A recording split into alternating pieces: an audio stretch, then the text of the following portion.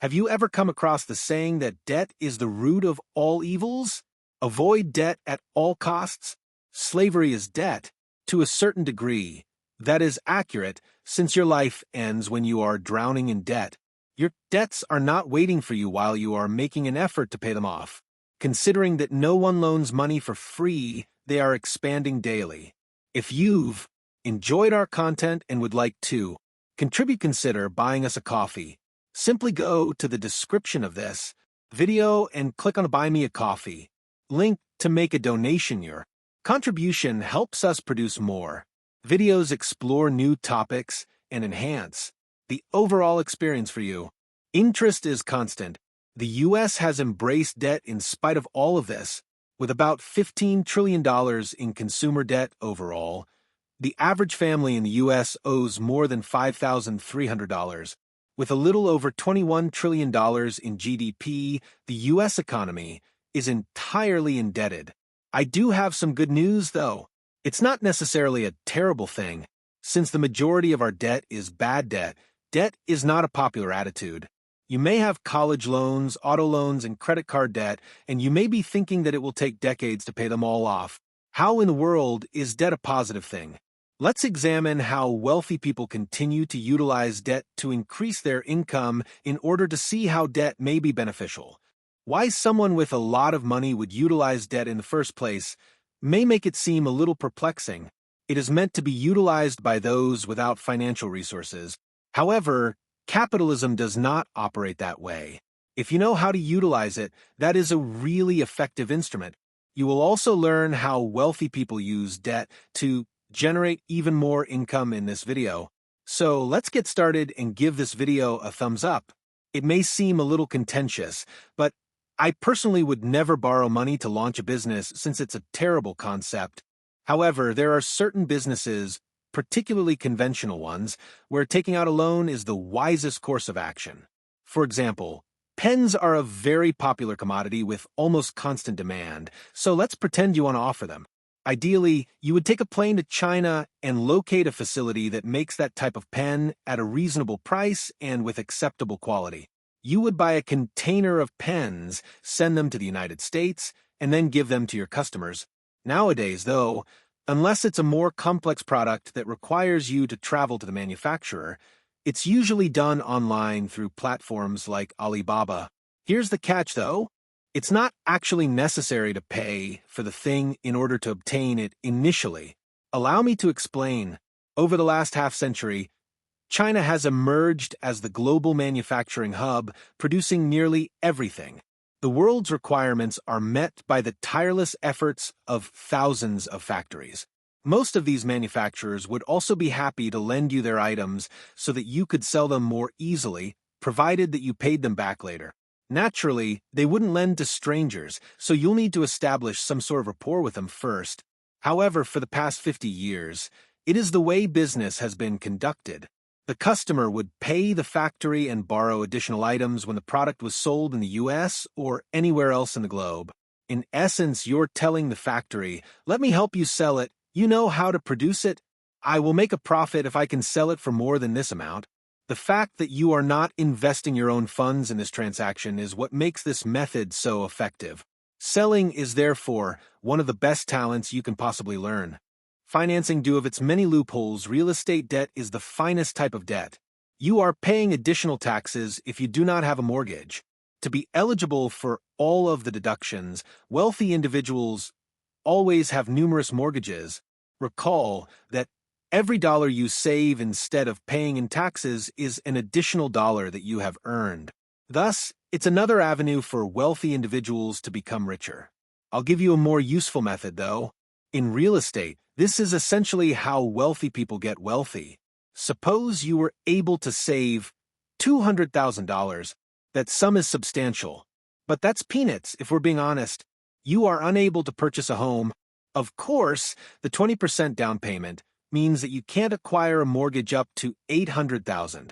But here's the trick. Suppose you come upon a $500,000 property. It need considerable, if not extensive, renovations due to its poor state. You go to a bank and pay 20% down to obtain a mortgage. Assume that renovating the house will cost you around 10% of its overall cost, or about $50,000. To refinancing your mortgage, you go to your bank once again.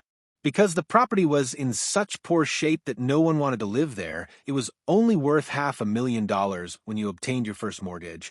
Some, however, are now interested in renting it out since you remodeled it. In this case, the property's market worth, let's say, increases to $700,000. Let's imagine you are going to receive an 80% mortgage just like the first time. However, $560,000 is 80% of $700,000. Of that amount, $400,000 will be given to the first bank that granted you your initial mortgage. Additionally, you will have an additional profit of $110,000 after subtracting the additional $50,000 you spent on renovations. You have a home that you can rent out to increase equity and create passive income after utilizing loan to make $110,000. Additionally, because you have a mortgage, you will be exempt from paying taxes. Real estate investors frequently engage in this activity. After this, can you honestly claim that debt is bad? I'll let you respond to that in the space provided for comments below. 3. Hedge funds. Hedge funds are created by the wealthy for the wealthy in order to increase the wealth of the wealthy, and they typically employ controversial tactics. Mortal people like you and I try our hardest to identify which businesses will increase in value and spend the money we have worked so hard to acquire in the hopes that these businesses would expand. However, hedge funds frequently employ the exact opposite approach. When businesses fail or go bankrupt, they attempt to profit, as was the case with GameStop, but in that instance, the internet caused hedge funds to lose more than $13 billion. However, how do hedge funds use debt to generate revenue? Let's say you anticipate a stock decline in a particular company like Facebook because you know that Apple, the company that makes the most popular smartphones, will make privacy a top priority and announce next week that it will no longer allow apps like Facebook or Instagram to track your online activity. This will significantly harm Facebook's business model. So you pick up your phone, call your broker, and ask him to lend you a single, say $100 worth of Facebook shares, which you then sell for another $100 on the open market. Well done! You still owe your broker one Facebook stock even if you now have $100 in your pocket. Suppose you are correct and the price of Facebook shares falls to $70 the next week. Since the price of Facebook shares declined, you use that $100 to purchase one share for $70, then return it to your broker to keep the difference for yourself. Well done! Out of all the stocks, you have made $30. In theory, it seems easy, but in reality, it's quite hazardous and challenging. What occurs if you're mistaken? What if the price doubles overnight? You still have to pay interest for borrowing that one Facebook stock and return it to your broker. Now you have to buy that stock back for $200 to return it to your broker. When you buy a stock and try to sell it when it rises, the maximum that you can lose is the amount you invested in, but not in the case of shorting.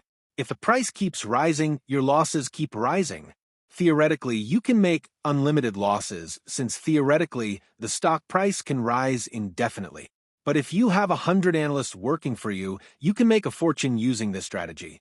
We have already discussed this in our Forex video, which link I will leave in the comment section. But here is how it works in short. Currency trading takes place on the Forex market. It enables global trade.